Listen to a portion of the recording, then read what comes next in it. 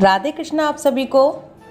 महान पुण्य फल देने वाला वैशाख मास और उसके साथ महान पुण्य पापों का नाश करने वाली वरूथनी एकादशी। वरूथनी एकादशी पर भगवान विष्णु को प्रसन्न करने से हमारे सभी पापों का नाश होता है।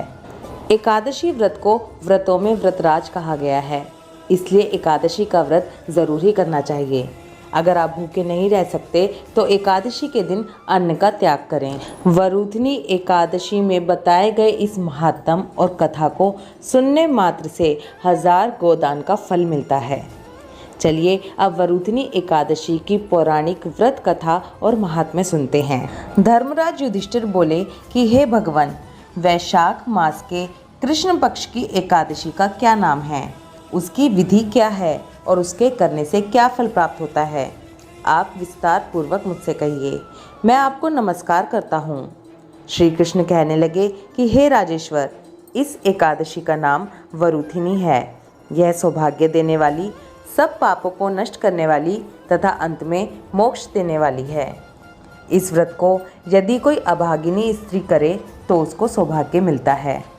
इसी वरूथनी एकादशी के प्रभाव से राजा मानधाता स्वर्ग को गया था।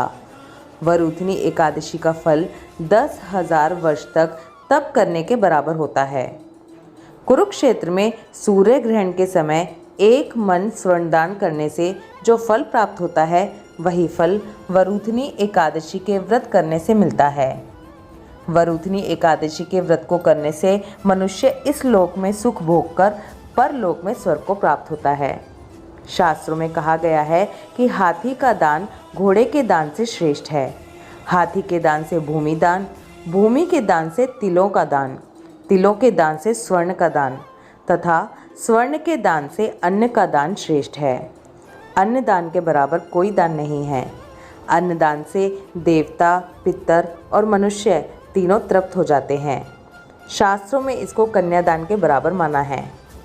वरूथनी एकादशी के व्रत से अन्नदान तथा कन्यादान दोनों के बराबर फल मिलता है। जो मनुष्य लोभ के वश होकर कन्या का धन लेते हैं, वे प्रलय काल तक नरक में वास करते हैं या उनको अगले जन्म में बिलाव का जन्म लेना पड़ता है। जो मनुष्य प्रेम एवं धन सहित कन्या का दान करते हैं, उनके पुण्य को चित्रगुप्त भी लिखने में असमर्थ हैं। वरूथनी एकादशी का व्रत करने वालों को इन सभी चीज़ों का त्याग दशमी और एकादशी तिथि पर करना चाहिए। कांसे के बर्तन में भोजन नहीं करना चाहिए, मांस नहीं खाना चाहिए, मसूर की दाल, चने का शाक, कोदो का शाक, मधु यानी कि शहद, दूसरे का अन्न, दूसरी बार भोजन करना और स्त्री प्रसंग, इन सब चीज़ों को त्याग देना चाहिए।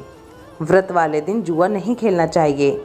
उस दिन पान खाना, दातून करना, दूसरे की निंदा करना तथा चुगली करना और महापापियों के साथ बातचीत सब कुछ त्याग देना चाहिए। उस दिन क्रोध, मिथ्या भाषण का त्याग करना चाहिए। इस व्रत में नमक, तेल या अन्न वर्जित है। हे राजन, जो मनुष्य विधिवत इस एकादशी को करते हैं, उनको स्वर्गलोक की प्राप्ति होती है। अतः मनुष्य को पापों से डरना चाहिए। इस व्रत के महात्म्य को पढ़ने, सुनने और सुनाने से 1000 गोदान का फल मिलता है। इसका फल गंगा स्नान के फल से भी अधिक है। अब तुम वरूथनी एकादशी की कथा सुनो। प्राचीन काल में नर्मदा नदी के तट पर मानधाता नामक राजा राज्य करते थे। वे अत्यंत दानशील तथा तपस्वी थे। एक दिन जब वो जंगल में तपस्या कर रहे थे, तभी न जाने कहाँ से एक जंगली भालू आया और राजा का पैर चबाने लगा। राजा पहले की तरह अपनी तपस्या में लीन रहे, लेकिन कुछ देर बाद पैर चबाते चबाते भालू राजा को घसीटकर पास के जंगल में ले गया। राजा बहुत घबराया, लेकिन तपस्या धर्म अनुकूल उसने क्रोध और हिंसा ना करके भगवान विष्णु से प्रार्थना की। करुण भाव से भगवान विष्णु को पुकारा।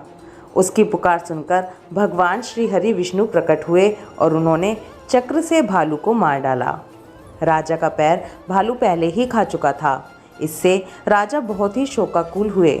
उन्हें दुखी देखकर भगवान विष्णु बोले, हे वत्स, शोक मत करो, तुम मथुरा जाओ और वरूथनी एकादशी का व्रत रखकर मेरी वराह अवतार मूर्ति की पूजा करो। उसके प्रभाव से पुनः सुदृढ़ अंगों वाले हो जाओगे। इस भालू ने तुम्हें जो काटा है ये तुम्हारे पूर्व जन्म का अपराध था। भगवान की आज्ञा मानकर राजा मानधाता ने मथुरा जाकर श्रद्धापूर्वक वरूथिनी एकादशी का व्रत किया। इसके प्रभाव से राजा शीघ्र ही पुनः सुंदर और संपूर्ण अंगों वाला हो गया। इसी एकादशी के प्रभाव से राजा मानधाता स्वर्ग को गए थे। जो भी व्यक्ति भय से पीड़ित है उसे वरूथिनी एकादशी का व्रत रखकर भगवान विष्णु का स्मरण करना चाहिए। इस व्रत को करने से समस्त पापों का नाश होकर मोक्ष की प्राप्ति होती है।